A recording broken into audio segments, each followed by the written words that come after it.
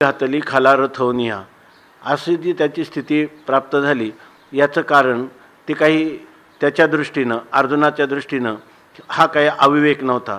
तो त्याला वाटत होतं की हा विवेकच आहे. या ठिकाणी धर्मशास्त्राच्या दृष्टीनं आपल्याला हे युद्ध धर्माला अनुसरून नाही असा त्याचा त्याला काय म्हणतो, असा त्याचा जो निश्चय होता, तो निश्चय कसा होता, संशयांनी युक्त असा होता की तो परिपूर्ण भ्रमात्मक निश्चय होता. त्याला काय म्हणतो आपण, दोन निश्चयाचे प्रकार सांगतो. तर त्याच्यामध्ये संशयात्मक भ्रम नव्हता, तर तो निश्चयात्मक भ्रम होता. आणि अशा निश्चयात्मक भ्रम हा त्याचा असाधारण मोह किंवा हा असाधारण भ्रमाचं स्वरूप होतं. म्हणून या असाधारण मोहाची निवृत्ती धर्मशास्त्राला अनुसरूनच सर्वज्ञ असणाऱ्या परमात्म्याने त्याला केवळ धर्मशास्त्रच नाही तर नीतिशास्त्र आणि धर्मशास्त्र यांचा सम्यक समन्वय सांगत या ठिकाणी हे युद्ध हे धर्माला अनुसरूनच आहे हे सांगताना पहिल्यांदा परमात्म्यांनी आशोचानन अन्वशोचस्तोम इथपासून तर देही नित्यमवध्ययम इथपर्यंत त्याला वेदांत दर्शनाचा उपदेश केला. आणि त्यानंतर स्वधर्ममपि चावेक्ष इथपासून तर सुखदुःखे समे कृत्वा लाभालाभो जयवो इथपर्यंत त्याला धर्मशास्त्राच्या दृष्टीनं या ठिकाणी खरं धर्मशास्त्राचं मनोगत काय आहे, नीतिशास्त्राचं किंवा व्यवहारशास्त्राचं मनोगत काय आहे की हे धर्मयुद्ध आहे, उलट हे युद्ध तू करणार नाहीस तर यामुळं तुला विरोधी अशा प्रकारचा दोष किंवा पाप लागेल. हे अनेक परोपरीनं भगवंतांनी अर्जुनाला समजावून सांगितलं. आणि याच्याविषयी आपलं चिंतन चाललं होतं की मग जर याला अगोदर नंतरही तस्माद युद्धस्वच सांगायचं होतं तर फक्त युद्धाचंच सांगायचं होतं. मधलं प्रकरण जे आहे तत्त्वज्ञानाने म्हणजे तत्त्वज्ञानाची पराकोटी त्याला जी सांगितली, मग त्या श्रवणाने त्याला ज्ञान झालं की नाही, ज्ञान झालं असतं तर त्याचा भ्रम निवृत्त झाला असता. परंतु त्याच्या ज्या अर्थी भगवान पुन्हा त्याला धर्मशास्त्रविषयक कर्तव्यबुद्धीनं त्या कर्मानुष्ठान करायला, युद्धरूप कर्म करण्याला प्रवृत्त करतात, याचा अर्थ काय, तर याचा अर्थ असा आहे की आपण जसं सांगितलं ते पहिल्यांदा आपण एक अधिकाराचा विचार केला की जर पहिल्यांदा तत्त्वज्ञान सांगून जर त्याला मोहनिवृत्त होत नसेल तर त्यावेळेला त्याला जे काही साधन आहेत तर ते कर्म, उपासना आणि ज्ञान या क्रमाने क्रम मार्ग जो आहे तो त्याला सांगण्याला प्रवृत्त झाले. दुसरी गोष्ट आहे की त्या ठिकाणी असाधारण मोहाची निवृत्ती झाली नव्हती. साधारण मोहाची निवृत्ती करून जो प्रतिबंधात्मक असणारा ईषत मल आणि ईषत विक्षेप किंवा असाधारण मोह याची निवृत्ती करण्यासाठी भगवान परमात्मा अर्जुनाला ह्या धर्मशास्त्राचा उपदेश करत आहेत किंवा कर्ममार्गाचा उपदेश करत आहेत. तिसरी गोष्ट अशी, याची एक संगती काशिकानंद स्वामींनी सांगितली की श्रवण जे अर्जुनाला झालं तत्त्वज्ञानाचं, त्या तत्त्वज्ञानाचं श्रवण हे दोन प्रकारचं आहे. एक श्रवण आहे लक्ष्यार्थाचं ज्ञान करून देणारं श्रवण, म्हणजे आपल्याला कुठं जायचं आहे, आपलं गंतव्य काय आहे हे सांगणारं श्रवण. ह्या पहिल्या 11व्या श्लोकापासून तर किती 21व्या क्रमांकाच्या श्लोकापर्यंत झालं. याच्यामध्ये आपलं 30व्या क्रमांकाच्या श्लोकापर्यंत झालं. हे लक्ष्यार्थाचं श्रवण झालं. म्हणजे पहिल्यांदा आपल्याला समजा दिल्लीला जायचं तर कुठं जायचं हे पहिलं निश्चित झालं पाहिजे. निश्चित झालं आपल्याला दिल्लीला जायचं, मग रेल्वेने जायचं का विमानाने जायचं, आपल्याला की पायी जायचं, ही गोष्ट नंतर ठरेल. ती गोष्ट कशानुसार असेल, ज्याच्या त्याच्या अधिकारानुरूप असेल. आणि दुसरी गोष्ट आहे की तत्वार्थ श्रवण. तत्वार्थ श्रवणासाठी म्हणजे तत्त्वम हे जे दोन पदार्थ आहेत यांचं नित्यसिद्ध असणारं जे ऐक्य ते श्रवण वेगळं आहे. इथं हे जे श्रवण केले फक्त लक्ष्यार्थाचं श्रवण केलेलं आहे आणि तत्वार्थाचं श्रवण झालं नाही. ते आता त्याला पुढं सांगणार आहेत. असं एक चिंतन आपल्याला करता येईल. आणि म्हणून हे जर झालेलं श्रवण आहे हे तत्वार्थाचं श्रवण झालं नाही, फक्त आपल्याला कुठं जायचं आहे. आणि मग आपल्या अधिकारानुसार जो मनुष्य वैराग्यशील असेल त्याला हे तत्त्वज्ञान फलीभूतच होईल. हे फलबलकल्पी आहे. जर एवढं श्रवण केलं आणि त्याला जर त्याच्यातून तत्वबोध झाला नाही, याचा अर्थ त्याचा कोणता तरी मध्ये प्रतिबंध मानावा लागतो. मग त्या प्रतिबंधाच्या निवृत्तीसाठी एक तर तुम्हाला पुन्हा मनन निधिध्यासन किंवा वेदांत विचाररूप दुसरं श्रवण करावं लागेल. नाही तर तुम्हाला फल झालं असेल तर निष्प्रतिबंध आनंदाची अनुभूती तुम्हाला येईल. याच्यावरून तुम्ही अगदी योग्य अधिकारी आहात. नसाल तर तुमच्या अंतःकरणामध्ये जर काही मल किंवा विक्षेप असतील तर त्याची निवृत्ती झाली का ते जे तत्त्वज्ञान आहे ते तुम्हाला फलीभूत होईल. दुसरा एक अर्थ असा केला की जर समजा हे तत्त्वज्ञान ऐकलं तर ह्या हे जे तत्त्वमसी महावाक्य ऐकल्यानंतर होणारं ज्ञान कोणतं असतं? अपरोक्ष ज्ञान होतं. मग अपरोक्ष ज्ञान झाल्यानंतर पुढचं साधन कशासाठी असं जर कोणाला शंका आली तर त्याची निवृत्ती केली की या ज्ञान आज झालं त्या ज्ञानाचं फल विधेय कैवल्य त्याला मिळेल, पण जीवनमुक्तीचं विलक्षण सुख मिळणार नाही. कारण विधेयमुक्ती प्रतिबद्ध नसली विद्यारण्य स्वामींच्या मतानुसार तरी त्या ठिकाणी विधेय कैवल्याला प्रतिबंध नसला तरी जीवनमुक्तीच्या विलक्षण सुखाला प्रतिबंध आहे असं तरी मानावं लागतं. मिळून ती जीवनमुक्ती जी आहे काही का होईना त्रुटीपूर्ण अशा स्वरूपाची आहे.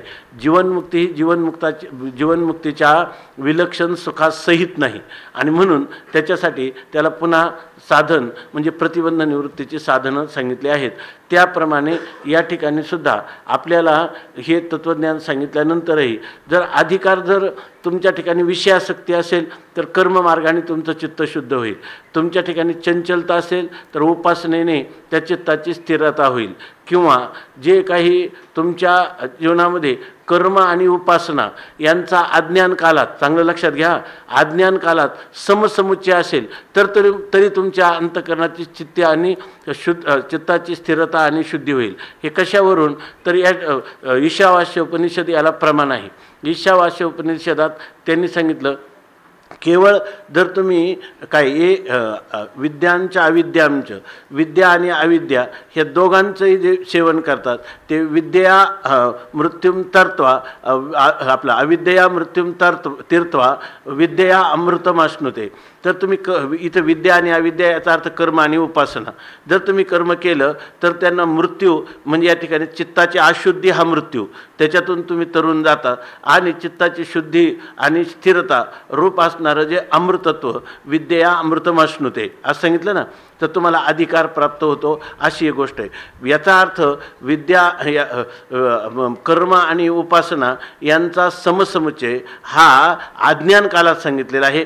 ज्ञान कालात किंवा ज्ञानोत्तर जीवनामध्ये याचा समसमुच्चय सांगितलेला नाही. म्हणजे वेदांतामध्येही तुम्ही म्हणाल की समसमुच्चय सांगितलेला आहे का काय? समसमुच्चयाचं खंडन करणारा वृत्तिकाराचं खंडन करण्यासाठी ब्रह्मसूत्रामध्ये आचार्याधिकांनी भरपूर श्रम करून त्याचं खंडन केलेलं आहे.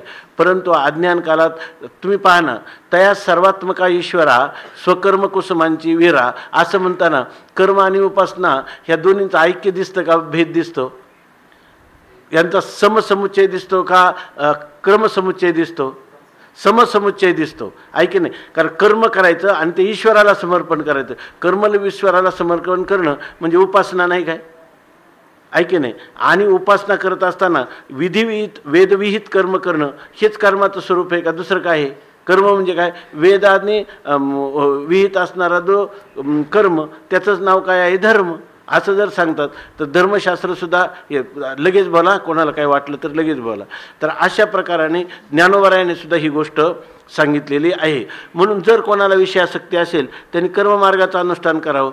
विषयात त्याचा अंतःकरण चंचल असेल तर त्यांनी चित्ताच्या एकाग्रतेचं योग किंवा उपासना हे साधन करावं. आणि जर तुमचं विषयापासून विरक्त असेल, ऐहिकीचे का पारत्रीचे भोग पायिक झाले या इच्छेचे भोगावे हे नरूचे मना माझी किंवा ओमिली अन्ना लाळणं घोटे जेवी रसना का अंगण सुया आलिंगना प्रेताची अशा प्रकारचं वैराग्य असेल तर तुम्हाला त्या ठिकाणी हे तत्त्वज्ञान फलद्रूप होईल. तुम्हाला दुसरा साधन करण्याची गरज नाही, कारण चित्तशुद्धी आणि स्थिरता झालेलीच आहे आणि कर्माची काही उपयोगिता नाही. कारण चित्तस्य शुद्ध हे कर्म न तू वस्तुपलब्ध आहे. चित्ताची शुद्धी करण्यासाठी कर्म आहे, वस्तुप्राप्तीसाठी कर्म नाही असा त्याचा निश्चय राहतो. आणि हे जर ह्या ठिकाणी हे जर त्याला चित्तशुद्धी आणि स्थिरता परिपूर्ण रूपाने प्राप्त झाली नसेल तर त्याला वेदांत श्रवणाचं फल मिळत नाही. कारण आपण दररोज पाहतो की जे तेथ मोक्ष देईल ज्ञान येथ किरण आहे आन परितेची थारे ऐसे मन शुद्ध व्हावे. या पाताळीचे निधान दाविल किरा अंजन परितेची तेथ व्हावे लोचन पायाळाचे. अशा प्रकारची स्थिती आहे. मग अशा रीतीनं ह्या गीतेचा आता हा जो दुसऱ्या अध्यायामध्ये चाललेलं जे निरूपण आहे त्याच्याकडे ह्या दृष्टीनं पाहू की मागं झालेलं लक्षार्थाचं ज्ञान करून देणारं श्रवण झालं, तत्वार्थाचं ज्ञान करून देणारं झालं नाही. तेव्हा आता तत्वार्थाचं ज्ञान होण्यासाठी त्याच्या पूर्वी जे अवैराग्यवान पुरुषाला असणारे जे प्रतिबंध आहे ते जर निवृत्त करायचे असतील तर त्याला या ठिकाणी कर्माचं अनुष्ठान सांगितलेलं आहे. वास्तविक इथं हा जो विषय आला, गीता जी आहे ते 3 कांडांनी युक्त आहे. कांडत्रय निरूपिणी श्रुतीचं हे कोडीसवानी असं असताना इथं तत्त्वज्ञानाने आरंभ झालेला दिसतो. पण हे तत्त्वज्ञान म्हणजे भगवंतांनी का सांगितलं तर हे तत्त्वज्ञान म्हणजे लक्षार्थाचं ज्ञान करून देणारं तत्त्वज्ञान आहे. लक्षार्थाचं ज्ञान मग आता आपल्याला जर मोक्षापर्यंत जायचं आहे तर तत्वार्थापर्यंत जायचं आहे, पण लक्षार्थाचं ज्ञान नसेल तर कर्म तरी काय आणि उपासना तरी काय. ही साधनं करतो ही कर्मासाठी नाही, स्वर्गप्राप्तीसाठी नाही. मोक्ष उपासना करतो ती ऐहिक सुखासाठी नाही आणि ती पारलौकिक सुखासाठी नाही, ती आपल्या चित्तशुद्धीची साधनं आहेत म्हणून तो करील. आणि मग तुमचं मुख्य काय आहे, मुख्य प्रयोजन काय आहे तर मोक्ष हे प्रयोजन आहे. पण मोक्षाचं काय स्वरूप आहे, मोक्ष कोणत्या गावी राहतो हे तर अगोदर कळलं पाहिजे. मोक्षाचं स्वरूप त्याचं काय साधन आहे हे तर आपल्याला कळलं पाहिजे. म्हणून मोक्षाचं साधन आहे ज्ञान. परंतु ज्ञानासाठी आहे अधिकार आवश्यक आहे अधिकार. आणि तो अधिकार कसा मिळवायचा तो कर्म आणि उपासनेने त्या अधिकारापर्यंत आपल्याला जाता येतं. आणि तो अधिकार झाला म्हणजे आपल्याला तत्त्वज्ञान होऊन मोक्ष होतो. अशा प्रकारचं हे गणित तर आपल्याला समजावून घेतलं पाहिजे. आणि तीच पद्धती ही गीता दर्शनाची किंवा ज्ञानेश्वर महाराजांचं हे स्वतंत्र ज्ञानेश्वर दर्शन याची हीच पद्धती या ठिकाणी दिसून येते. त्याप्रमाणे आता जे आपण कालपर्यंत पाहिलं 31व्या श्लोकापासून 38व्या श्लोकापर्यंत याच्यामध्ये धर्मशास्त्राचं वर्णन केलेलं आहे. आणि अगोदर तत्त्वज्ञानाचं म्हणजे कोणत्या लक्षार्थाचं ज्ञान करून देणारं वर्णन केलेलं आहे असं एक चिंतन झालं. आता यापुढं असं सांगतात की काल आपण पाहिलं हे जे कर्मयोगाचं अनुष्ठान करायचं त्याच्यामध्ये महत्त्वाच्या गोष्टी आहेत. कोणत्या, सुख आणि दुःख, जय आणि अपराजय आणि लाभ आणि हानी, ह्या सगळ्या गोष्टीमध्ये अंतःकरणाची वृत्ती स्थिर ठेवायची आणि त्या कर्माचं अनुष्ठान करायचं. याचा अर्थ तत्त्वज्ञानाने जे फल मिळतं लाभ अलाभ यांच्यामध्ये समत्व असं मनाचं समत्व या कर्मयोगामध्ये प्रयत्नपूर्वक तुम्हाला करावं लागेल. तत्त्वज्ञानाने जे होतं सहज त्या ठिकाणी त्यात लाभ आणि अलाभ याचा विचारसुद्धा मनात येत नाही, जय आणि पराजय याचा विचार येत नाही. परंतु या ठिकाणी त्यांनी सांगितलं की प्रसंग आलं तर सुखदुःख साहोनी जावे. होणारी जी सुखदुःख किंवा जय पराजय किंवा लाभ हानी ह्या गोष्टीमध्ये आपल्या अंतःकरणवृत्तीवर फारसा कोणताही परिणाम न होता त्यांना फक्त समान मानायचे. समान झाले कोणाचे, ज्ञानवानाचे झाले. यांनी त्या दोघांना समान मानायचे. याचा अर्थ एक त्याचं चिंतन एवढंच आहे की आपण निष्काम कर्मयोगाचं अनुष्ठान करायचं म्हणजे कर्तृत्वाचा अभिमान आणि फलाची इच्छा टाकून द्यायची. परंतु कर्तृत्वाचा अभिमान आपण टाकू शकतो, मी करता नाही असं मानू शकतो. पण शास्त्राचा एका बाजूला सिद्धांत आहे का फल जे आहे ना, कोणतंही कर्म केलं तुम्ही अभिमान टाकून कर्म केलं पण कर्तृत्वमध्ये आणि फलास्वाद टाकलं तरच तुम्हाला चित्तशुद्धीरूप फल मिळतं. पण चित्तशुद्धी जर फल मिळायचं असेल तर तुम्ही केलेलं कर्म, हा कर्मविपाकाचा सिद्धांत सांगतो की कर्म केलेलं कधीही ते फल दिल्याशिवाय संपत नाही किंवा त्याचा नाश होत नाही. मग तुम्ही जरी कर्तृत्वाचा अभिमान सोडला तरी ते फल दिल्याशिवाय राहणारच नाही. म्हणजे याचा अर्थ कर्तृत्व करण्यात कर्मण्येवाधिकार असते, कर्म करण्याचा अधिकार आहे. मा फलेषु कदाचन, पण कर्माचं फल भोगण्याविषयी तुम्ही परतंत्र आहात. मग आता भोक्तृत्वाचाही त्याग केला पाहिजे. नुसता कर्तृत्वाचा त्याग करून चालणार नाही आणि भोक्तृत्वाचा त्याग तर होऊ शकत नाही, कारण जो ज्या कर्माचा कर्ता असतो तो अपरिहार्यपणे त्या कर्माच्या फलाचा भोगता होतो, असाही शास्त्राचा अकाट्य सिद्धांत आहे. मग आता याच्यातून मार्ग काय? हा मार्ग गीतेने इतका सुंदर रीतीने सांगितला की हा मार्ग असा आहे की तुम्ही जे कर्म करता कर्तृत्वाचा अभिमान ठेवायचा नाही. आणि याचा अर्थ भोक्तृत्व तुम्हाला तर प्राप्त होणारच आहे, पण ते तुम्हाला भोगावं का लागतं याचं कारण कोण आहे? जड कर्म तुम्हाला फल देते का? जड कर्म देत नाही.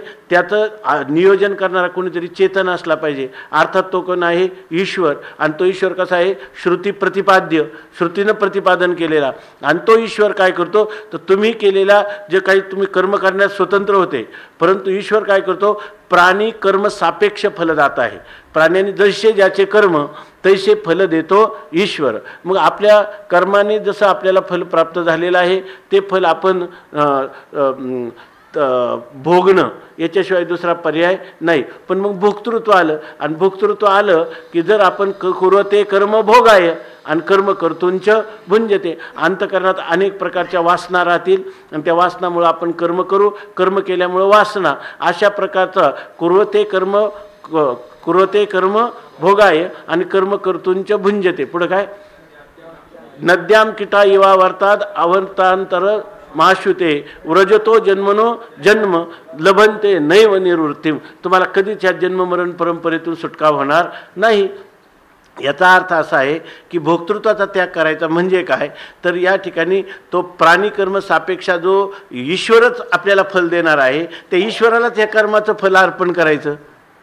हां, तर कालच आपण विचार केला, तुका म्हणे गुरे राखोनी गोवारी आणि माझी म्हणे परी लाभ नाही. अशा प्रकारचं जर तुम्ही म्हटलं की हे माझंच नाही कर्म, हे केलेलं कर्म तर केलेलंच आहे, फल तर भोगावा लागणारच आहे. पण आता जो फलदाता परमात्मा आहे त्या परमात्म्यालाच हे ईश्वर जर फल समर्पण केलं तर त्याचा भोग तरी तुमच्याकडे येईल का? आणि यालाच म्हणायचं कर्मफलाचा आस्वाद जो आहे, म्हणजे त्याला काय म्हणतो, कर्माच्या भोक्तृत्वाचा किंवा फलाच्या आस्वादाचा त्याग. म्हणजे कोणाला तर ज्याचे दिले त्याशी आणि पावे फळं आपणाशी. आम्ही कर्म केलं आणि ते कोणाला अर्पण केलं? परमात्म्याला, आहे की नाही? कारण तो काय खरा तर भोगता काय सर्वांचा तो परमात्माच आहे. आपण बिचमे चांदभाई म्हणून अहंता आणि ममता याद्वारा कर्माचं कर्तृत्व आणि भोक्तृत्व घेतलेले आहे. ते भोक्तृत्व जर ईश्वराला समर्पण केलं तर अर्थातच आपण त्याच्यापासून मुक्त झालो, म्हणजेच आपण फलाच्या आस्वादाचा किंवा भोक्तृत्वाचा देखील आपल्याकडून त्याग झाला. आता खरा भोक्तृत्वाचा त्याग कधी होत असतो? खऱ्या कर्तृत्वाचा त्याग कधी होत असतो? तर तो होत असतो तत्त्वज्ञानोत्तर. जर आपल्याला आत्मज्ञान झालं तरच करतो, अकर्ता अभोक्ता आत्मा मी आहे असं जेव्हा कळेल तेव्हाच ह्याचा त्याग आहे. पण या प्रवासामध्ये एवढं तर होतं की अंतकरणाची त्याग केल्यामुळं त्याला कर्तृत्व आणि कर्तृत्वाचा अभिमान सोडला त्यांनी आणि फलाचा आस्वाद सोडला. तर त्यांनी दिलेला खरा कर्माचा बंध कोणता आहे?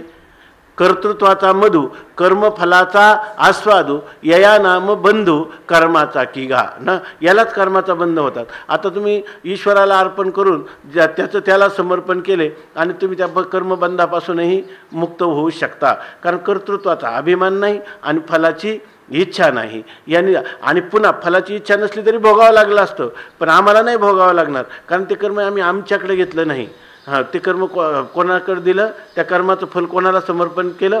तया सर्वात्मका ईश्वरा स्वकर्म कुसुमांची विरा आणि पूजा केली होय अपारा तोषा लागी. त्यामुळं तो परमात्मा सुद्धा संतुष्ट झाला आणि मग संतुष्ट झालेल्या परमात्म्याने आपल्याला विषयासक्तीतून विषयाच्या वासनेतून चित्ताच्या चंचलतेतून सोडून दिलं. मग तेने पूजे आणि रिझलेनी आत्मराजे वैराग्य सिद्धी देजे पसायतया, त्याला वैराग्यरूपी प्रसाद दिला. अशा प्रकार म्हणजे परमात्मा देतो, अशा प्रकाराने चिंतन त्यांनी सांगितलेलं आहे.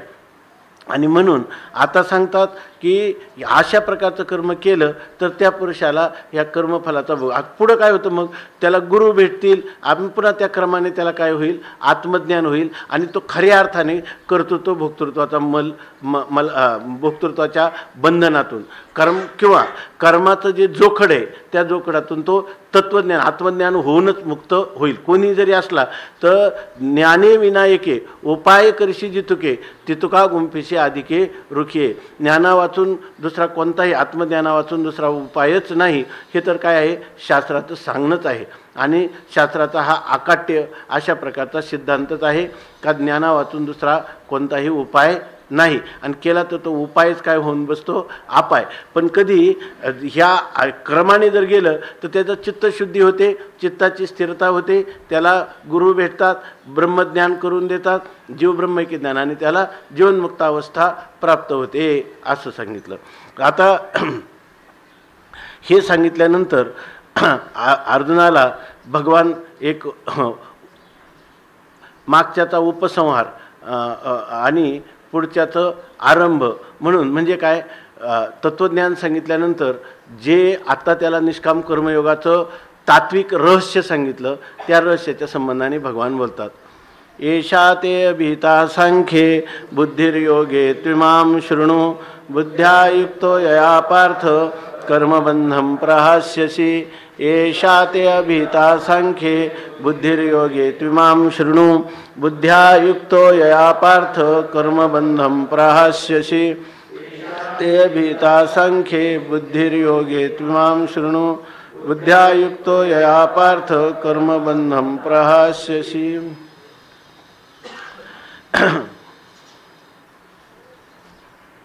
एषा ते अभिहिता सांख्ये बुद्धि योगे तू इमाम शृणु बुद्ध्या युक्तः यया पार्थ कर्म बंधम प्रहास्यसि.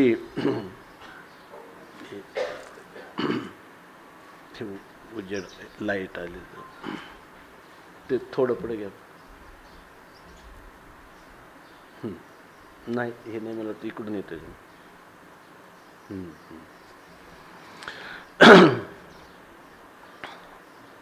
होत असलं सर. आता या श्लोकामध्ये भगवान श्रीकृष्ण परमात्मा अर्जुनाला म्हणतात की हे पार्थ, हे अर्जुना, तू पृथा पुत्र आहे, कुंती मातेचा पुत्र आहे, एका शूर मानिनी अशा मातेचा तू पुत्र आहे. तर जशी ती कुंती अनेक प्रकारचे हाल अपेष्टा सहन करून तिनं जसं तुमचं पालन केलं त्याप्रमाणे तुम्ही देखील आता अनेक प्रकारच्या अनेक प्रकारच्या प्रतिबंधावर मात करून आपलं आत्मज्ञान संपादन करणं हे तुमचं परम कर्तव्य आहे, कारण तू पृथापुत्र आहेत म्हणून सांगतात. अनेक प्रकाराने वर्णन केलेले आहे. तर त्याच्यामध्ये सांगतात, तर हे पार्थ, येशा ते, येशा म्हणजे ही, आत्तापर्यंत ते म्हणजे तुला मी अभिहिता सांगितली. काय? बुद्धी, बुद्धी अभिहिता, बुद्धी ज्ञानम. मी तुला आत्तापर्यंत हे सांख्य संबंधाने किंवा सांख्यशास्त्रामध्ये असणारं जे ज्ञान ते मी तुला सांगितलं. या ठिकाणी आणि योगे आणि बुद्धी योगे, योगे इमाम बुद्धीम शृणु. आणि आता योगाच्या बाबतीत इमाम बुद्धीम म्हणजे ही बुद्धी म्हणजे हे ज्ञान तो ऐक. आता इथं असं सांगितलं, आत्तापर्यंत काय सांगितलं, सांख्ये म्हणजे सांख्य विषयक बुद्धी, सांख्य विषयक ज्ञान मी तुला सांगितलं. आणि आता यानंतर इमाम ही कोणती बुद्धी, योगे योगाविषयी तू सांग. आता ह्या द्वादश दर्शनामध्ये एक सांख्य दर्शन आहे आणि एक योग दर्शन आहे. किंबहुना सांख्य आणि योग ह्या दोन दर्शनाचं मिळून युग्म आहे, दोन्ही दर्शनं. आतापर्यंत आपण पाहिलं, एक कर्माचं प्रकरण पाहिलं आणि एक ज्ञानाचं प्रकरण पाहिलं. दोन प्रकरणं झाली ना. याच्यामध्ये वेदांताचं ज्ञान होतं का सांख्यांचं ज्ञान होतं? आणि हे जे कर्म सांगितलं याच्यामध्ये वेदविहित कर्म होतं का योग होता, अष्टांग योग? याच्यामध्ये तर अष्टांग योग नव्हता. आणि याच्यामध्ये वेदांताचं देही नित्यम अवध्योयम किंवा ह्याच्यामध्ये सांगितलेलं काय नवानी गृह्णाती नरोपराणी वासांशी जीर्णानी यथा विहाय नवानी गृह्णाती नरोपराणी नैनम छिंदंती शस्त्राणी, हे सगळे श्लोक पाहिले. याचा सांख्यांचा काही संबंध आहे का? सांख्यांची तत्व आहेत 25, आहे की नाही? सांख्यांचं वैशिष्ट्य काय आहे? ते 25 तत्व मानतात. आता याच्यामध्ये ह्या तत्वांचं नाव तरी कुठं आलं का?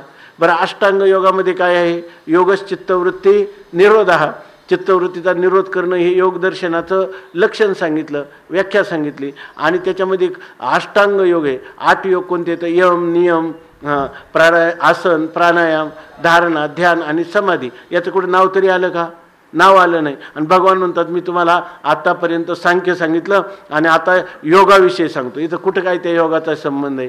याचाच अर्थ सांख्य शब्दाची जी उत्पत्ती आहे या ठिकाणी ते सांख्य आणि योग सांगितलेले नाही. आणि सांगितले असतील तर त्या सांख्यामध्ये असणाऱ्या त्रुटी काढून जे तुझ्या जीवनाला आवश्यक अशा प्रकारचं जे त्याच्यातला जो काही भाग आहे, जो भाग आपल्या जीवनावश्यक नाही त्या भागाला बाजूला केलं आणि त्याच्यातला जेवढा सारपूर्ण भाग आहे तो सांगितला, असा एक अर्थ करता येतो. अष्टांग योग. अरे योग म्हणजे काय आहे? योग म्हणजे आपल्या इष्ट वस्तूच्या प्राप्तीचं साधन असं त्याला म्हणतात. कर्म हे सुद्धा इष्ट वस्तूच्या प्राप्तीचं साधन नाही का? आहेत. आणि योग तरी काय आहे? युजुर योगे समाधव. त्याचा अर्थ काय आहे की तुम्हाला तदाद्रष्टू स्वरूपे अवस्थानम, द्रष्ट्याची स्वरूपामध्ये स्थिती करण्यासाठी जे साधन करायचं त्याला योग म्हणतात.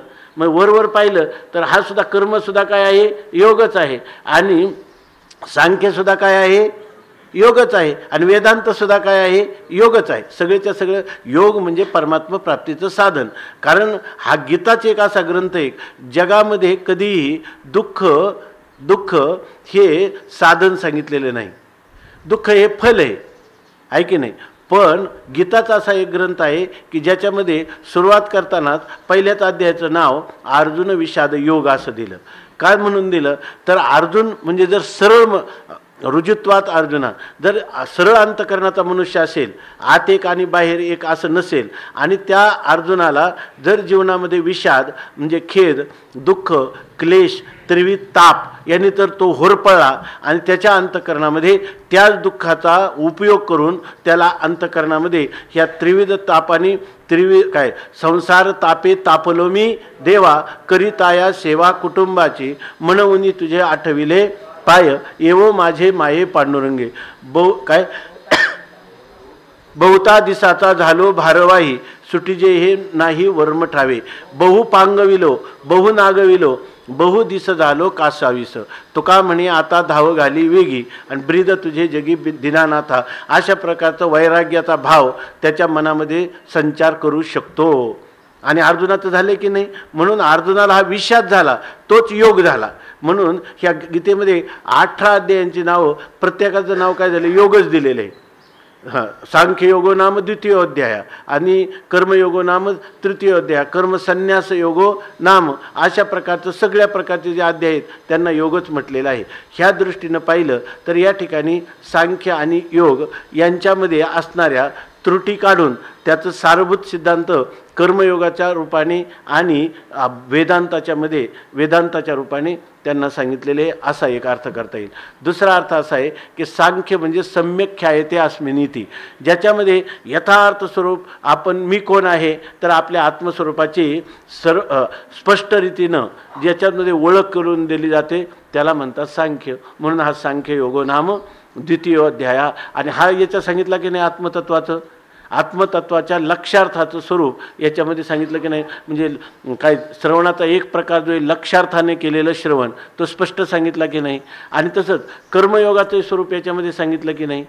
कर्मयोगाचंही स्वरूप सांगितलं. म्हणून या ठिकाणी सांगितलेलं काय येशा ते अभिहिता सांख्ये आणि बुद्धीर योगे त्रिमांसृ. आता ह्यानी इतक्या अंतकरणाची शुद्धी होते की आज ना उद्या त्याची योग म्हणजे परमात्मा स्वरूपाच्या ठिकाणी स्थिती होते. आणि योगाचं काय उद्देश आहे? चित्तवृत्तीचा निरोध करणं, चित्तवृत्तीचा निरोध करणं, या तुम्ही म्हणाल चित्तवृत्तीचा निरोध करून समाधी साधली जाते. इथं कुठं समाधी साधली जाते? या ठिकाणी तर अंतःकरणवृत्ती सगळ्या ठिकाणी कोणत्या ना कोणत्या आकाराची होत राहते ना. परंतु निष्काम कर्मयोगामध्ये कर्तृत्व मत सोडायचा म्हणजे इंद्रियांचं संयमन आलं नाही का त्या ठिकाणी? त्या ठिकाणी यम, अहिंसा, सत्य, आस्तेय, ब्रह्मचर्य, अपरिग्रह जे कर्मशास्त्राचे नियम असतील ते पाळताना चित्तवृत्तीचा निरोध होत नाही का तिथं? योगाची व्याख्या अशी नाही, ते म्हणतात की सर्व वृत्ती निरोध हा. सगळ्या वृत्तीचा निरोध नाही, चित्तवृत्तीचा निरोध आहे. आणि चित्तवृत्ती कोणत्या आहेत? ज्या चित्तवृत्ती आपल्याला शास्त्राच्या विरोधी जाणारे आहेत त्याच चित्तवृत्तीचा निरोध. तो कर्मामध्ये करावा लागेल की नाही? शास्त्र म्हणेल ते सांडावे. आणि त्याच्यामुळे अंतःकरण शुद्ध होईल की नाही? आणि शुद्ध अंतःकरणात तत्त्वज्ञान ठसेल की नाही? म्हणून हा सुद्धा योगच आहे. कर्मयोग हा सुद्धा योगच आहे. आणि वेदांत जो आहे तो वेदांत काय करतो? सांख्यशास्त्रामध्ये प्रकृती पुरुषाचा विचार आहे. त्याच्यामध्ये त्यांनी बरंचसं विवेचन केलं आहे की हा जे आसुरी नावाच्या शिष्याला पतंजलींनी योग सांगितला, किंवा ही जी सांख्य तत्व कौमुदी आहे ना व्याख्या सांख्यशास्त्र, तर ते सांख्यशास्त्र सांगताना त्याला सांगितलं की ह्या सांख्यशास्त्राची प्रवृत्ती कशी झाली. तर ते सांगतात की या सांख्यशास्त्राच्या प्रवृत्तीचं कारण असं आहे की याच्यामध्ये तीनच गोष्टी महत्त्वाच्या आहेत. एक व्यक्त, अव्यक्त आणि ज्ञ पदार्थाचा विचार आहे. व्यक्त म्हणजे हे कार्यात्मक विश्व, आणि आपलं अव्यक्त म्हणजे व्यक्त म्हणजे कार्यात्मक विश्व, आणि अव्यक्त म्हणजे त्याचं कारण असणारी माया किंवा प्रकृती, आणि ज्ञ म्हणजे त्याच्या आतीत असणारा जो आत्मा, बरोबर ना? त्या आत्मा, या तीन गोष्टीचा विचार आहे. तर व्यक्त, अव्यक्त आणि आत्मा यांच्या विचाराने मनुष्याला मोक्ष होतो असं त्यांनी मानलं. परंतु काय, त्या शास्त्रातली कोणती त्रुटी आहे? त्याच्यामध्ये कार्य सत्य मानले, त्याचं कारणही सत्य मानले, आणि हा जो आत्मा आहे तर तो आत्माही सत्य आहे. आता सत्य एकच असणार का? तीन तीन सत्य असतील? कधीच असू शकत नाही. तर ते प्रकृती आणि प्रकृती कार्य हे बाधित होणारे आहेत, आणि ज्ञ आत्माच खरा आहे हे काय सांख्यशास्त्राला आत्म्याचं ब्रह्मरूपत्व सांगता आलं नाही. त्याला प्रकृतीचं सत्यत्व मानलं, भोगते नाना मानले किंवा जीव नाना मानले, बरोबर ना? आपल्या आत्मा काय मानले? नाना मानले. आत्मा भोगता आहे असं मानलं, आणि जगत सत्य आहे असं मानलं. तर हे सगळे सिद्धांत चुकीचे आहे की नाही? परंतु त्यांच्या त्रुटी ह्या सांख्यशास्त्राच्या वेदांतशास्त्राने काढून सम्यक ख्यायते, जसा आत्मा आहे तसं ज्ञान करून दिलं. मग ह्या आत्म्याला सांख्य म्हणलं. तुमच्या वेदांतामध्ये कोणता विचार आहे? कार्याचा विचार आहे, कारणाचा विचार आहे. म्हणजे प्रकृतीचा विचार आहे, प्रकृती कार्याचा. कमलाकर महाराज बरोबर आहे ना? आणि त्याच्या आतीत असणाऱ्या आत्म्याचा विचार आहे की नाही? पण तोच विचार तर त्यांनी सांगितला, आणि तोच विचार वेदांतही सांगतो का दोन्हीमध्ये भेद आहे. भेद आहे, दोन्ही दिसती सारखी, आणि वर्म नेणे तो पारखी. अशा प्रकारे वर्म जाणे तो पारखी, नेणे नाही, वर्म जाणे तो पारखी. त्याच्यामध्ये खऱ्या अर्थाने त्यांना त्याचं ज्ञान करताना आत्मा हा असंग निर्विकार आहे, तो एकमेवा द्वितीय आहे, तो सत्य आहे. त्याच्यापासून प्रकृती ही मिथ्या आहे, आणि मिथ्या असणाऱ्या प्रकृतीचं जे कार्य आहे ते जगतसुद्धा काय आहे? मिथ्या आहे. अशा प्रकारचा बोध त्यांनी करून दिला. त्यामुळं वास्तविक इथं सांख्य वेदांतामध्ये काय परिभाषा कमी पडली का? म्हणून सांख्य आणि योग हे शब्द सांगितले.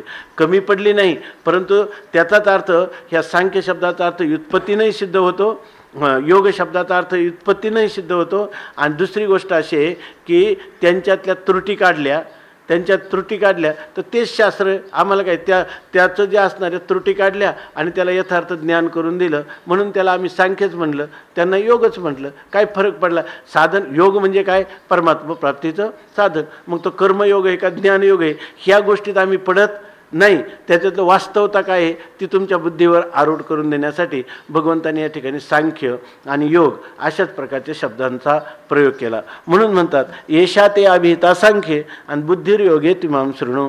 आता तुम्हाला सांख्य म्हणजे वेदांत तत्वज्ञानविषयी सांगितलं. आता योग इथं म्हणजे कोणता योग घ्यायचा? तर इथं निष्काम कर्मयोग. योगे तू इमाम शृणु, या ठिकाणी हे ज्ञान निष्काम कर्मविषयक ज्ञान. योग म्हणजे कोणतं? निष्काम कर्म. याविषयी ज्ञान तुला मी सांगतो ते शृणू, तो ऐक. हे पार्थ यया बुद्ध्या युक्ताः, यया बुद्ध्या म्हणजे ह्या बुद्धीने म्हणजे ह्या ज्ञानाने जर तू युक्त झालास, म्हणजे हे ज्ञान जर तू संपादन केलं आणि ह्या कर्मयोगाचं ज्ञान संपादन यथार्थ रीतीनं तुला झालं तर कर्मबंधम प्रहास्यसि, हा जो माणसाच्या पाठीमागे लागलेला आहे कर्माचा बंध, तर ह्या कर्माच्या बंधनापासून म्हणजे ह्या जन्ममरण परंपरा हे कर्मबंधन आहे, तर ह्या कर्मबंधनापासून तू प्रकर्षेन हास्यसी, या कर्मबंधनाचा तू त्याग करून टाकशील, म्हणजे कर्माचं बंधन जन्ममरण परंपरा तुला कधीच प्राप्त होणार नाही. अशा प्रकारचं रहस्यात्मक ह्या कर्मयोगाचं रहस्य मी तुला सांगतो. लोकमान्य टिळकांनी नाव दिलं गीता रहस्य. गीता रहस्य म्हणजे काय रहस्य त्यांनी काढलं, कर्माने मोक्ष होतो, म्हणून कर्माने कसा मोक्ष होतो हेच खरं काय आहे, रहस्यात्मक ज्ञान आहे. तर इथं मात्र यथार्थ लोकमान्य टिळक इथं प्रमाणित असं मात्र अर्थ घ्यायचा नाही, त्यांचं मत खंडित मत आहे. पण इथं सांगतात बुद्ध्या युक्त या पार्थ, जर ह्या बुद्धीने ह्या ज्ञानाने तू युक्त झाला तर कर्मबंधाचा त्याग करशील. आता माऊली याच्यावर लिहितात, वाचू ना. हे सांख्य स्थिती मुकुळीत सांगितली तुझ येथ, आता बुद्धी योगो निश्चित अवधारी पा. भगवान परमात्मा अर्जुनाला सांगतात हे मुकुळीत आत्मस्थिती. मुकुळीत म्हणजे अत्यंत संक्षेपाने सगळे किती उपनिषद आहे, 1008 उपनिषद आहे आणि मुख्य उपनिषद उपरी दशोपनिषद आहे, ही मुख्य 10 उपनिषद आहेत. तर ह्या सगळ्या उपनिषदाचं जे काही सार आहे ते सांख्य स्थिती म्हणजे आत्मज्ञान किंवा ज्ञानयोग. तर त्या ज्ञानयोगाचं मुकुळीत सांख्यस्थिती म्हणजे मुकुळीत म्हणजे अत्यंत संक्षेपाने थोडक्यात असं हे तत्वज्ञान तुझं इथं सांगितली, तुला इथं सांगितलं. इथं म्हणजे कुठं 11व्या श्लोकापासून तर 30व्या श्लोकापर्यंत तुला ही सांख्य तत्वज्ञान म्हणजे वेदांत तत्वज्ञान सांगितलं. आणि आता म्हणजे अनंतर्य, याच्यानंतर तुला बुद्धियोगो निश्चित अवधारी पा. आता यानंतर तुला बुद्धियोग, वास्तविक बुद्धियोग म्हणजे ज्ञानयोग असा अर्थ होतो ना, पण इथं तसं नाही. म्हणून इथं बुद्धियोग म्हणजे निष्काम कर्माच्या अनुष्ठानाने परमात्माची प्राप्ती कशी होते ही गोष्ट तुला मी आता या ठिकाणी सांगणार आहे. बुद्धियोगो निश्चित आणि हे तू अवधारी पा. ह्या सगळ्या गोष्टी जर समजून घ्यायच्या असल्या ना तर सहज झोपलं, थोडंसं इकडं तिकडं अनावधान झालं, अगोदरही चिंतन केलं नाही, नंतरही केलं नाही, तर हे आपल्या हृदयात कधीच निश्चय स्वरूपाने होऊ शकत नाही. कारण हा भाग जो आहे हा सूक्ष्म आहे. काशिकानंद स्वामींनी ज्ञानेश्वरी केवळ एवढ्या दुसऱ्या अध्यायावर चिंतन केलेले, स्थितप्रज्ञ दर्शन आणि सांख्ययोग संदर्भ म्हणून. तुम्ही वाचताना अन्नस देते तर त्याच्यामध्ये आहे.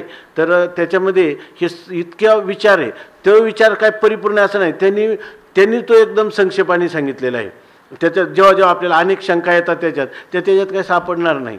कारण का, त्यांनी संक्षेपच करून सांगितलं. आणि ज्ञानेश्वर महाराजांनी तरी ह्याच्यामध्ये फक्त 3च वयावर हे लिहिले, 3च वया लिहिलेले आहेत त्याच्यामध्ये. पण जणू काही हे सर्वांना ज्ञात आहे असं समजून संक्षेपाने सांगितलं असंच सांगितलं.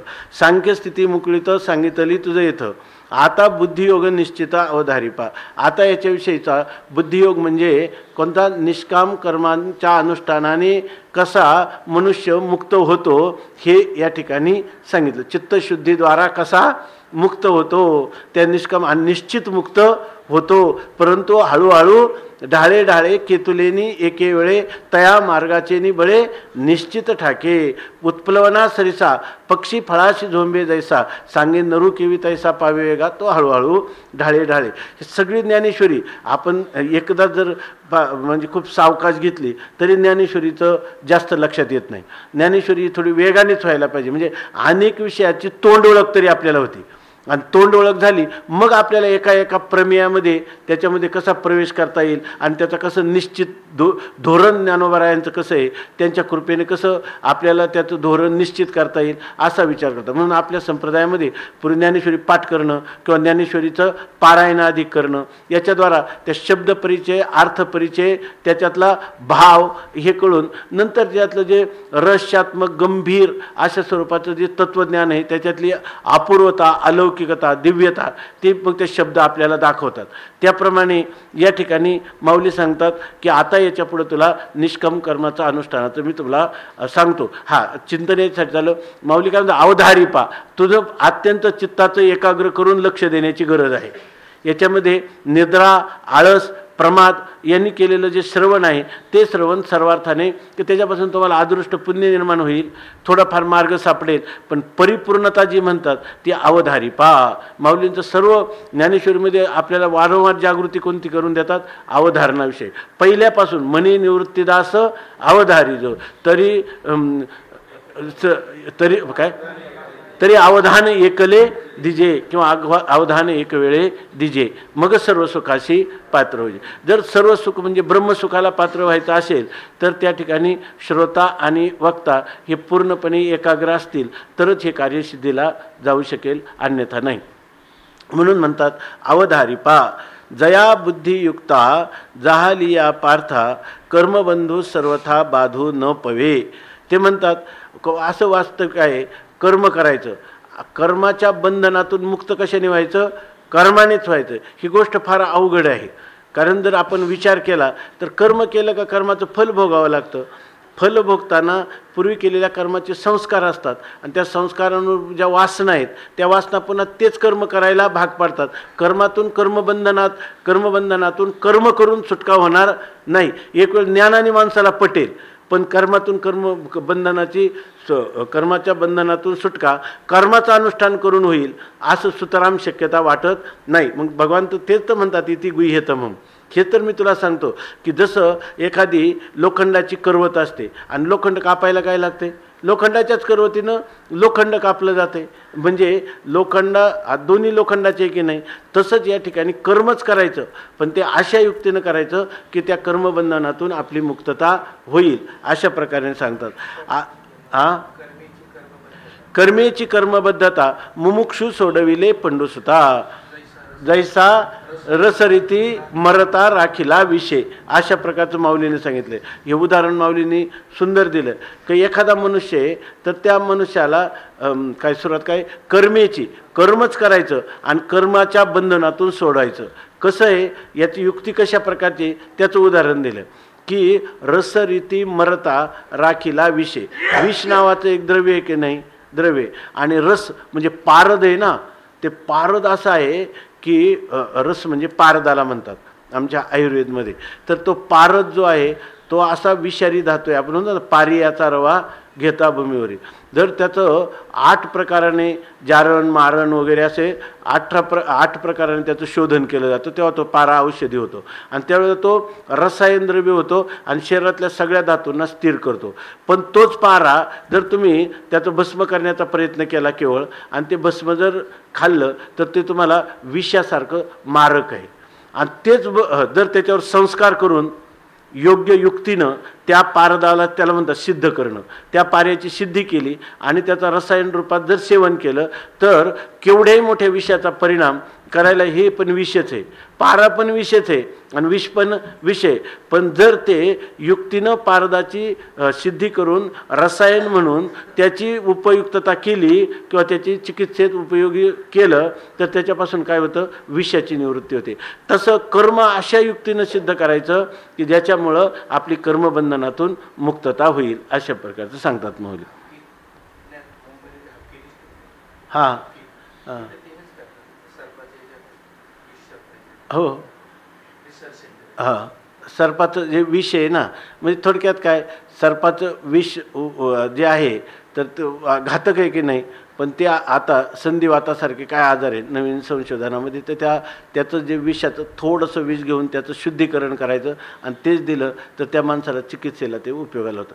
ज्याच्यामुळं ते शरीराला बाधक आहे पण तेच त्याला काय होतं, शरीराला चिकित्सा म्हणून त्याची उपयोगिता होते. त्याप्रमाणे इथं घ्यायचं एवढंच की कर्मबंधातून सुटका कर्माचरण करून कशी घ्यायची ह्याची जी युक्ती आहे ती भगवान ह्या गीतेमध्ये सांगतात.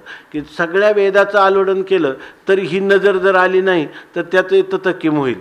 पण गीतेच्या चिंतनाने जर मनुष्याला या जीवनामध्ये कर्मबंधातून कर्माच्या द्वारा अनुष्ठान करून कर्माचं कशा प्रकारे मुक्तता होते हा हिशेब कळला आणि त्या प्रकाराने त्याने अनुष्ठान केलं तो निश्चित त्या कर्मबंधनातून मुक्त होऊ शकतो अशी युक्ती इथे हेच सांगतात. जया बुद्धियुक्ता झालिया पार्था, ज्या बुद्धीनं युक्त झालं म्हणजे ज्या कर्मानुष्ठान त्या कर्मानुष्ठानाने जर आपण बुद्धियोग काय बुद्धियुक्ता झालिया ह्या बुद्धीनं युक्त झालो म्हणजे निष्काम कर्माच्या अनुष्ठानाचं रहस्य जर आपण केलं कळलं आणि कळल्यानंतर जर त्याचं अनुष्ठान केलं तर कर्मबंधू सर्वथा बाधू न पवे, तर त्याला कर्मबंधाचा बाधू न पवे म्हणजे त्याला कधी कर्मबंध बाधू शकत नाही, त्याला कर्माचं बंधन होत नाही असं सांगितलं. जैसे त्यासाठी उदाहरण देतात. जैसे वज्र कवच लिहिजे मग शस्त्राचा वर्षाव साहिजे परी जैतेशी उरीजे आचुंबित. आता एखादा मनुष्य जर सरळ रणांगणामध्ये गेला तर त्याला समोरच्या शत्रूचे बाण त्यातल्या छातीवर घ्यावे लागतील, जिथं पडतील तिथं आघात होतील. पण जर एखादा युद्ध दोघंही करतात परंतु कोणत्या योद्ध्याला भीती नाही, जो सरळ छाती मोकळी ठेवून गेला त्याला भीती आहे. पण एकाने काय केलं वज्र कवच लिहिजे, वज्र कवच म्हणजे वज्राचं चिलखत घातलं म्हणजे कशाने अभेद्य अशा स्वरूपाचं केवढाही प्रहार केला तर ते चिलखत काही तुटत नाही कारण ते कशाचं आहे वज्राचं आहे. मग वज्राचं चिलखत लेईजे म्हणजे आपण परिधान करावं आणि मग शस्त्रांचा वर्षाव साईजे आणि मग तिथं शस्त्र म्हणजे दुसरे बाण वगैरे असतील त्यांचा वृष्टी जरी झाली तरी तो सहन करतो कारण त्याला काय आतमध्ये त्याचा कोणत्याच प्रकारचा आघात त्याला होत नाही का तो वज्राचं चिलखत घातलेलं आहे हे सांगतं. आणि शिवाय काय समोरचा जो शत्रू आहे त्याचा तो पाडाव करू शकतो आणि स्वतःला मात्र त्याला कुठेही धक्कासुद्धा लागत नाही आणि त्यामुळे तो शत्रूचा पराभव करून विजयी म्हणून कोण घोषित होतो हाच पुरुष. याचं रहस्य काय त्याने वज्राचं चिलखत घातलेले वज्राचं चिलखत घातलं आणि दुसऱ्याला युद्ध करायला प्रवृत्त झाला तो जैतेशी उरिजे, तो कधीही जैतेशी म्हणजे विजयी म्हणूनच तो उर्वरित राहतो म्हणजे विजयी म्हणूनच राहतो, त्याला पराभव कधी पत्करावा लागत नाही. आणि हा विजय म्हणजे काय अपूर्ण स्वरूपात आहे का तर जैतेशी उरिजे आचुंबित, आचुंबित म्हणजे अबाधित म्हणजे कोणत्याही प्रकारचा बाध आला नाही आणि सहजच त्याचा विजय झाला. याचं रहस्य काय फक्त वज्राचं चिलखत आहे की नाही.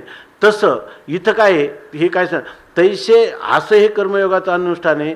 तैसे पुढच्या श्लोकात आले तैसे ऐहिक तरी न नसे आणि मोक्षुतो उरला असे जेथ पूर्वानुक्रम दिसे चोखाळत.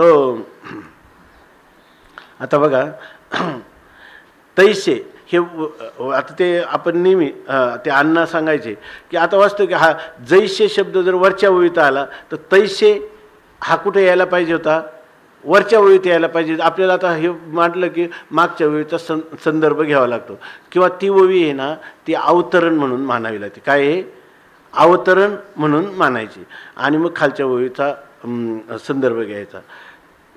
ते अण्णा तर असं सांगायचे की काय झालं ते म्हणजे चातुर्मास्य महाराज सांगत होते असं ते सांगायचे. तर चातुर्मास्य महाराज असं सांगत होते की ज्ञानोबारायांनी रेऱ्याला घेऊन नेवाशाला आले आणि जेव्हा ज्ञानेश्वरी सांगायचे तेव्हा एक दिवस सकाळी उठल्याबरोबर ते निवृत्तीनाथ महाराज स्नानाला चालले तेव्हा ते ज्ञानोबारायांना असं म्हणे की ही गीतेवरची टीका आहे ना तो चांगल्या प्रकाराने एक तयार कर, प्रत्येक ह्या श्लोकाचं पदाची कोरळ नसंडी असं कर. आणि ते स्नानावून येईपर्यंत ज्ञानेश्वरी तयार झाली होती सगळ्या श्लोकांचं. त्याच्यामध्ये श्लोक टाकला नाही, श्लोक सगळे त्या माऊलीने काय केलं फक्त ह्या ओव्या लिहिल्या. आता ते सिद्ध भूमिकेतून तर तत्काल स्नानावून येईपर्यंत ज्ञानेश्वरी तयार झाली. आणि मग म्हटले ते पाहिली ते म्हणे अरे पण कोणत्या श्लोकावर कोणतं पद लिहिलं आहे कोणत्या पदावर कोणत्या ओव्या ह्याचं काही केलं नाही, श्लोक घातले नाही. मग ते म्हणे ठीक आहे पण ते श्लोक घालण्याच्या अगोदर श्लोकच त्या ठिकाणी येऊन बसले, सगळे श्लोकच येऊन बसले. पण मग आता त्या ओव्या आहे ना काही खाली झाल्या काही वर झाल्या ते म्हटले कारण त्या श्लोकांना गर्दी झाली माझा नंबर अगोदर लागावा म्हणून. त्यामुळं म्हणे असं कधी कधी दिसतं कारण जैसे वज्र कवच लिहिजे ही वरची ओवी आहे आणि तैसे ऐहिक तरी न नसे अर्थात याच्या शब्दांनाही याला प्रमाण आहे. इथं जर आपण हे गोष्ट सोडून दिली तर केवळ जे वर आलेले जे पद आहेत त्या पदाची कोर सवडत नाही असं माऊली म्हणतात. याचाच अर्थ काय आपलं संत निवृत्तीनाथ महाराज म्हणतात. त्याचप्रमाणे या ठिकाणी तसंच विवेचन आलेले. पण ते असं सांगायचे की त्यामुळं कधी कधी 2-2 श्लोक एका ठिकाणी आले, युग्म 3-3 आले, कारण त्यांचा नंबर लागण्यासाठी घाईघाईनं आपल्याला ज्ञानेश्वरी स्थान मिळावं म्हणून या ठिकाणी ते आलेले आहेत असं सांगायचे. तर आता ह्या ओवीच्या नंतर आपण श्लोक नंतर वाचू. फक्त ही ओवीचा आशय पूर्ण करण्यासाठी. जैसे वज्र कवच लेजे मग शस्त्रांचा वर्षावो साहिजे परी जैतेशी उरिजे अचुंबित. हां, तैसे ऐहिक तरी म्हणजे ह्या कर्माचं रहस्य जे आहे ना, वास्तविक आपल्या भारतीय हे जे दर्शनशास्त्र आहे त्या दर्शनशास्त्रामध्ये जे पूर्वमीमांसा दर्शन आहे हे इतकं उपयोगाचं आहे आणि इतकं मानवजातीला सुखी ठेवणारं दर्शन आहे. परंतु त्याच दर्शनाने आपली हानी केली, समाजाची त्यांनी हानी केली, समाजाला तत्त्वज्ञानापासून दूर ठेवलं. समाजव्यवस्था जी आहे ती विस्कळीत झाली. आपपर आणि ज्येष्ठ कनिष्ठ भाव वाढीला लागले किंवा एक ठराविक समाजाची त्याच्यावर सत्ता स्थापित झाली. असे जेवढे आक्षेप घेतात हे सगळे आक्षेप हे कोणतेच आक्षेप खरे नाहीत. परंतु काय का त्याच्यातलं असणारं हे जे तत्त्व आहे हे तत्त्व वेदाने प्रतिपादन केलं पण वेदातून लोकांना कळलंच नाही. आणि ते करण्यासाठी हे फेडावया गीतापणे आणि वेदू विठला भलतेने सेव्य व्हावया. आणि ते काय ते मज पाहता मागील उणे. वेदाची ही उणीव राहिली आणि त्या वेदाला असं वाटलं की आता काही करावं पण मी लोकांच्या मध्ये सत्य अर्थाने खऱ्या अर्थाने मी प्रगट व्हावं. मग प्रगट होण्याचा विलास काय आहे तर तो कानी लागला चाही वर्णाचाची तीही वर्णाचाची स्त्रीशूद्राशी आबोला धरिला तेने. मग त्यांनी काय केलं तर वेदू वेठला भलतेने सेव्य व्हावया. सगळ्यांना याचं सेवन झालं पाहिजे. स्त्री शूद्राधिका आबोला धरिला तेने, पण स्त्री शूद्रासहित सर्वांचं कल्याण होण्यासाठी अगदी प्रगट रूपाने वेद म्हणजे ही गीता आहे. काय ते हे जाणं काय ते हे मूर्त जाणं गीता. वेदाची सुसेव्यता ते हे मूर्त जाणं गीता असंच आहे ना. पुढं वेदाची सुसेव्यत. वेद चांगल्या प्रकारे सेवन करण्यासाठी जे काही वेद प्रगट झाला तीच कोण आहे ही मूर्तिमान असणारी गीता आहे. तर असं सांगतात. हां, तर आता इथं असं सांगतात माणसं काही म्हणतात काय त्यांनी सगळ्या वेदांनी असं सांगितलं, परलोकाचा विचार वगैरे सांगितला, ऐहिक सुखाचा काही सांगितलं की नाही. काही म्हणतात ऐहिक सुख सांगितलं, पारलौकिक सांगितलं, मोक्ष सांगितलंच नाही. ह्या पूर्वमीमांसेमध्ये इतकं तत्व आहे का ते सांगतात तैसे ऐहिक तरी न नसे आणि मोक्ष तो उरला असे. जेथ पूर्वानुक्रम दिसे चोखाळत. चांगलं बघा, ही ओळी थोडी कठीण आहे. मला आता एवढ्यात 8-10 दिवसाचं कोणतरी विचारली होती. तैसे ऐहिक म्हणजे इहलोकातलं सुख आणि ते न नसे आणि ते कधीच नष्ट होत नाही. याचा अर्थ ह्या कर्ममार्गामध्ये इहलोकातल्या सुखाला थोडासुद्धा कोणत्याही प्रकारचा बाद येत नाही.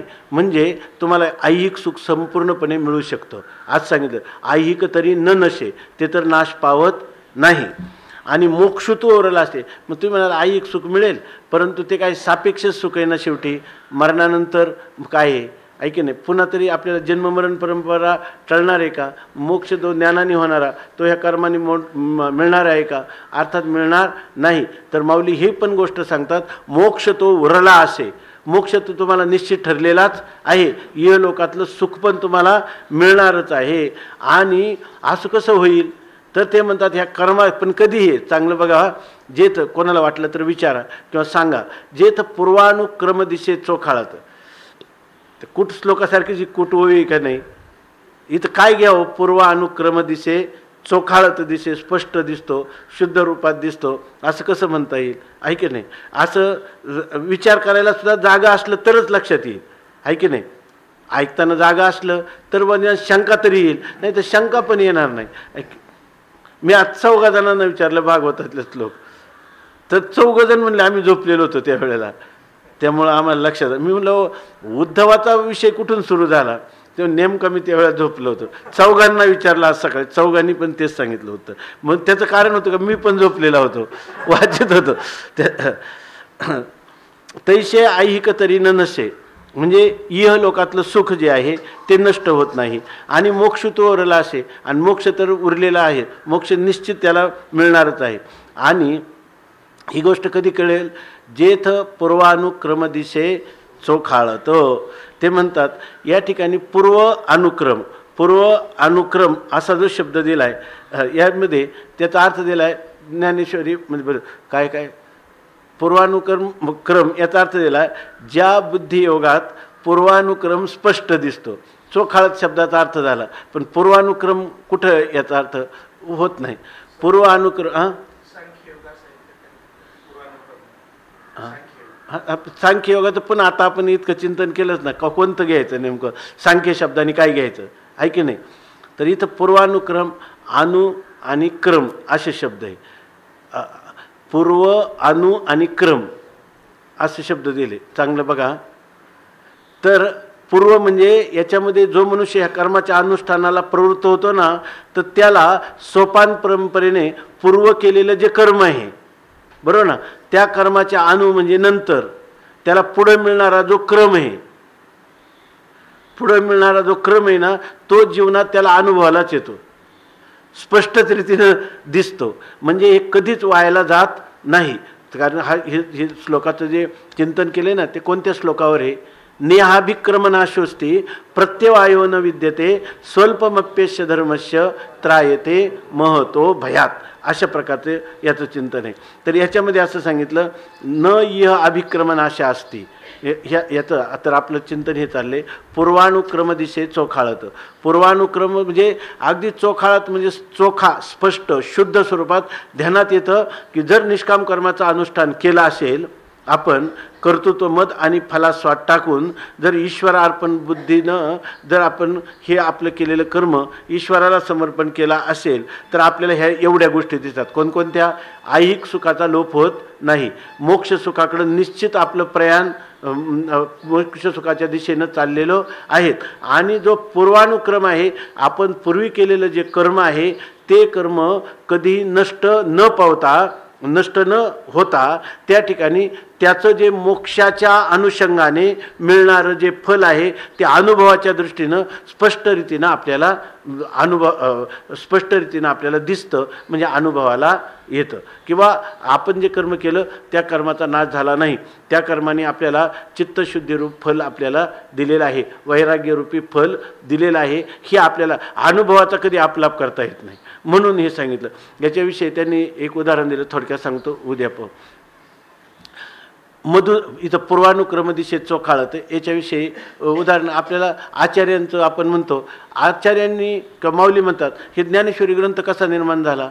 हा काही एकदम मी याच्यात निर्माण केला असं म्हणणं. ज्ञानदेवे 22 जन्मे काय तोडिली भवाब्धीची कर्मे असं सांगितलं ना, तसं तिथं सांगतात की माझ्या सत्यवादाचे तप आणि वाचा केले अनंत कल्पना बहुत कल्प ते फळाची महाद्वीप पातली प्रभू. ज्ञानेश्वरीच्या पूर्वी मी अनंत जन्मामध्ये सत्यवादाचं तप केलं, म्हणून या ग्रंथाचं अवतरण झालं किंवा अभिव्यक्ती झाली असं माऊली म्हणतात.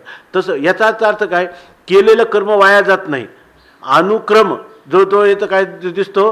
पूर्व अनुक्रम म्हणजे पूर्वी केलेली तपस्या ती नंतर कर्मती म्हणजे ती आपलं जे काही आपलं फल आहे त्या फलाकडेच आपल्याला घेऊन जाते. हा आपल्याला अनुभव येतो आणि त्या अनुभवाचा कोणालाही आपलाप निषेध करता येत नाही. यासाठी दोन उदाहरणं दिले की शंकराचार्यांचं उदाहरण दिलं. इथं आता माऊलीचं आपण पाहिलं, भगवत पूज्यपाद शंकराचार्यांचं वर्णन आपण करतो. 8 वर्षे चतुर्वेदी, 12 सर्व शास्त्रविद आणि 14 कृतवान भाष्य, 23 मुनिरभ्यघात. आता 8 वर्षात सगळ्या 4 वेदांचं कसं काय झालं अध्ययन? याचा अर्थ पूर्वी केलेलं होतं आणि ते काय आलं, त्याला पुढचं फलाला ते प्राप्त झालं. ह्या 16व्या वर्षी त्यांनी भाष्य केलं आणि 32व्या वर्षी गोळामध्ये प्रवेश केला, संपूर्ण जीवन सफल. माऊलीचं तर 22 वर्षात. याचा अर्थ काय? हे पूर्वी केलेलं ह्या पूर्वानुक्रमामध्ये म्हणजे आपण केलेले कर्म, उपासना, ज्ञान हा जो क्रम सांगितलेला आहे, ह्या क्रम हा अगदी स्पष्टच अनुभवाला येतो.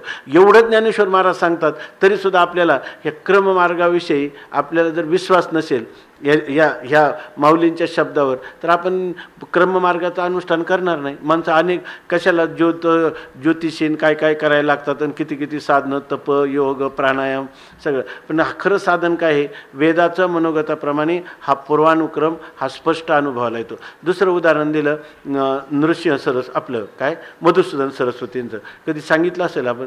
त्याच्या मधुसूदन सरस्वतींचं असं सांगतात की त्यांचे वडील त्यांना म्हणजे मोठे विद्वान होते आणि ब्राह्मण होते. तर ते मुलाला 4 वर्षाचा असताना ते मुलाला घेऊन काशीला गेले आणि त्यांचा एक नियम होता की कुठल्याही क्षेत्रात गेलं का तिथं असणाऱ्या अनेक साधूंचं दर्शन करायचं. तर ते काशीमध्ये आशी घाट म्हणून आहे, प्रसिद्ध घाट आहे, आज येतो. त्या आशी घाटावर ते गेले आणि तिथे एक चांगला सुंदर आश्रम होता. ते जे आचार्य होते ते बाहेर गेले होते, ते विश्वेश्वरानंद सरस्वती, ते बाहेर गेलेले होते. पण हे गेल्यावर तिथे त्यांच्या चौरंगावर एक पोथी होती मोठे बांधलेली, आणि ते पोथी होती. तर गेल्याबरोबर ह्या मुलाने 4 वर्षाच्या घेतली आणि ते आपल्या काखेत घेतली. ते वडील म्हणले, अरे, ते आईनं सांगितलं की अशा प्रकारचं स्वामींचं हे ग्रंथ घेणं चांगलं नाही, तू कसं काय घेतला? तेव्हा घेतला म्हणजे मला न्यायचा घरी म्हणे. तेव्हा घरी कसं नेता येईल आपल्याला? तर त्यांचा आहे. तेव्हा त्यांचा नाही, हा माझा आहे असं त्यांनी सांगितलं. ते म्हणजे तुमचा ग्रंथ कसा काय? तितक्यात विश्वेश्वरानंद आले. त्याने आपलं त्या बाळाचं कौतुक म्हणून, अरे, माझा ग्रंथ तू घरी कसा घेतो? तो म्हणे तुमचा नाही, हा माझा ग्रंथ आहे. तर त्यांनी सांगितलं कसं? ते म्हणे मग सांग बरं याचं नाव काय आहे? तर त्यांनी सांगितलं ही गीता आहे, 11व्या अध्यायापर्यंत, 12व्या अध्याय सुरू व्हायच्या अगोदरपर्यंत हे मी लिहिलेलं आहे. आणि खरोखरच ते गीतेवरचं भाष्य होतं आणि ते निनावी भाष्य होतं. त्याच आश्रमातल्या एक पूर्वी, त्याच्या काही वर्षापूर्वी एक संन्यासी महात्मा त्या ब्रह्मलीन झाले होते आणि त्यांनी ही टीका 11व्या अध्यायापर्यंत आणली आणि त्यांचं देहावसान झालं. तेव्हा ही टीका जी आहे त्यांनी सांगितलं माझी आहे. तेव्हा किती अध्याय सांग बरं? त्यांनी सांगितलं 11 अध्याय पूर्ण आहे. आता मुलांनी तर का 4 वर्षाच्या पाहिलं नव्हतं, मग हे त्यांना कुठून आलं? शुचिनाम श्रीमताम गेहे योगभ्रष्टो भी जायते अथवा योगिनामेव कुले भवती धीमताम एतद्धि दुर्लभतरम लोके जन्म यदि दृश्यम. अवतारवादाचा प्रश्न नाही इथं, पूर्वानुक्रम दिसे चोखाळतं. तर त्या ठिकाणी पूर्वी केलेलं जे साधन आहे ते साधनाचा स्पष्ट निर्देश होतो की याची आपल्याला कशी फलश्रुती होते. आणि अनुभव ज्याचा आला त्याच्याविषयी पुन्हा श्रुती प्रमाण आणि तर्क कुतर्क करण्याची गरजच नाही. असं हे खरं वेदांनी हे गुह्य म्हणून काल आपण चिंतन केलं. वेदांनी कर्माचं गुह्य सांगितलं, उपासनेचं गुह्य तर सांगितलं आणि तत्त्वज्ञानाचं गुह्यतमत्व या ठिकाणी सांगून ठेवलेले आहे. आणि ते माऊली या ठिकाणी सांगतात, तैसे ऐहिक तरी नजसे आणि मोक्ष तो उरला असे जेथ पूर्वानुक्रम दिसे चोखाळत. राहिलेला विषय उद्या घेऊ. पुंडलिक वरदा हरी विठ्ठल श्री ज्ञानदेव तुकाराम ज्ञानेश्वर महाराज.